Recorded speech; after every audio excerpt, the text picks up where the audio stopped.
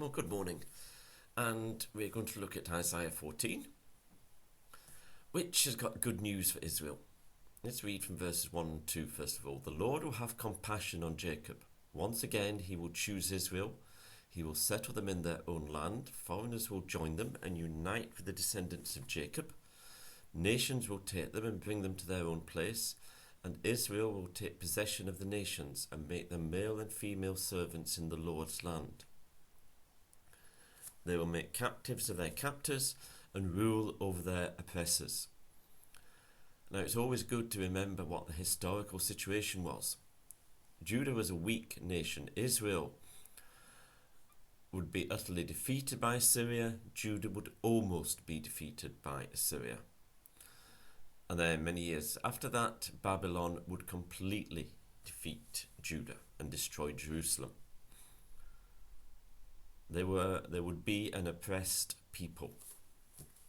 God says to them, this situation will be completely reversed. This despite the fact that it was Israel and Judah's own sin which had brought these things upon them. Then it says in verse 3, it says, on that day the Lord gives you relief from your suffering and turmoil, from the harsh labour forced upon you. You will take up this taunt against the king of Babylon. Now note there, it's Babylon. Babylon wasn't the most powerful nation at this point. Yet this was written many years before Babylon would become the most powerful nation and the one which utterly destroyed Judah.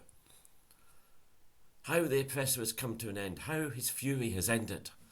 The Lord has broken the rod of the wicked, the sceptre of the rulers, which in anger struck down peoples with unceasing blows, and in fury subdued nations with relentless aggression.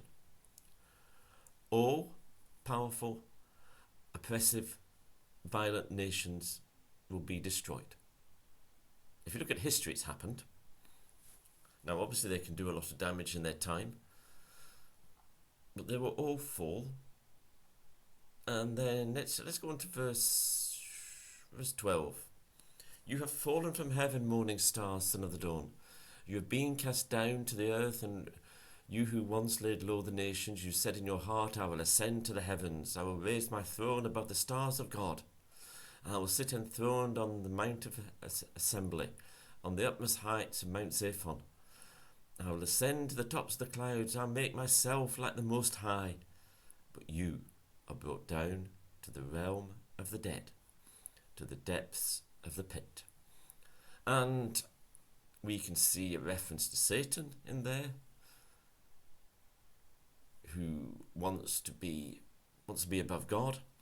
We see it reflected in empire after empire, the Babylonian and Assyrian empires at the time, the Soviet Empire, the Third Reich, the Roman Empire.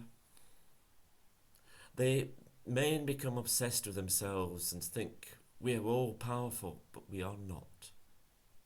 Everyone that sets itself up against God will be brought low.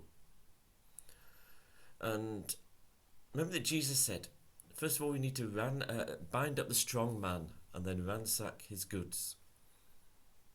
Every power or pretension that sets itself up against God will be destroyed. It says in verse 22, I will rise up against them, declares the Lord. I will wipe out Babylon's name and survivors, her offspring and descendants. And then verse 24, the Lord Almighty has sworn, surely as I have planned, so it will be.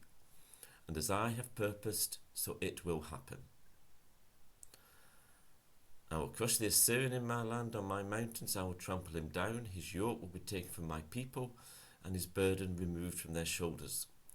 This is the plan determined for the whole world. This is the hand stretched out over all nations. For the Lord has purposed, and who can thwart him? His hand is stretched out, and who can turn it back? It's God's plans that will be fulfilled. It's God's plans that will last forever. And his plans are global. They cover the whole world.